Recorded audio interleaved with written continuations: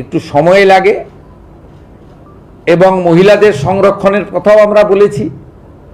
বিশেষ করে আমার পাহাড়ি লোকেদের সুবিধা হবে, ইএফআর এ দীর্ঘদিন ধরে নিয়োগ ছিল না, 1000 নতুন ইস্টার্ন ফ্রন্টিয়ার রাইফেলে নিয়োগ হবে, যার মধ্যে 30% আমাদের মহিলারা থাকবেন, বোনেরা থাকবেন।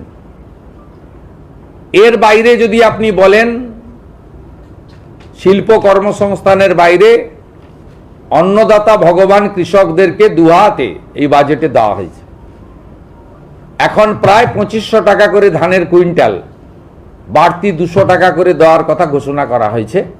এবং আমাদের সংকল্পপত্রে যে প্রতিশ্রুতি আছে, এই প্রতিশ্রুতি মেনে আমরা 3100 টাকা করব ধাপে ধাপে, কথা আমরা বলেছি। এবছর 200 টাকা করে বাড়তি তারা পাবেন। আমাদের কৃষির মধ্যে প্রধানমন্ত্রী কৃষি সেচাই যোজনা, 4টি জেলাকে প্রধানমন্ত্রী ধনধান্য কর্মসূচিতে যুক্ত করা, মৃত্তিকা পরীক্ষা সহ অনেকগুলো কর্মসূচি রাখা হয়েছে। সাথে সাথে প্রধানমন্ত্রী পিএম কিষাণ সম্মান নিধিতে ভারত সরকার 6000 টাকা দিচ্ছেন, আমরা আরও 3000 টাকা অতিরিক্ত দেওয়ার সিদ্ধান্ত গ্রহণ করেছি।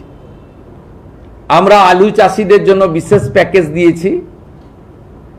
প্রত্যেক আলু চাষি তারা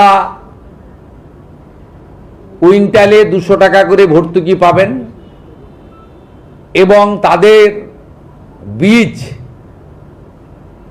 এবং কোল্ড স্টোরেজ, ট্রান্সপোর্টেশন, এক্ষেত্রেও গুরুত্বপূর্ণ সিদ্ধান্ত নেওয়া হয়েছে। কৃষিকাজে যে বিদ্যুৎ ব্যবহার করা হয় তাতে ইউনিটে 2 টাকা ছাড় দেওয়া হয়েছে। এটা পর্যায়ক্রমে আগামী দিনে এই সরকার অনেক দিন থাকবে। আমরা কৃষকদের জন্য ধীরে ধীরে আরও করব, 2 টাকা ছাড় ইউনিটে দিয়েছি। এর জন্য রাজ্য সরকারের এই বছরই 800 কোটি টাকা যাবে, 800 crore ফর কৃষক, ওদের ইউনিটে 2 টাকা করে ছাড় দেওয়া হয়েছে। এর সঙ্গে যদি নারী শক্তি, দেবী শক্তির কথা বলেন, 3000 টাকা তো ঘোষিত, 28 লক্ষ ইতিমধ্যে পেয়েছে।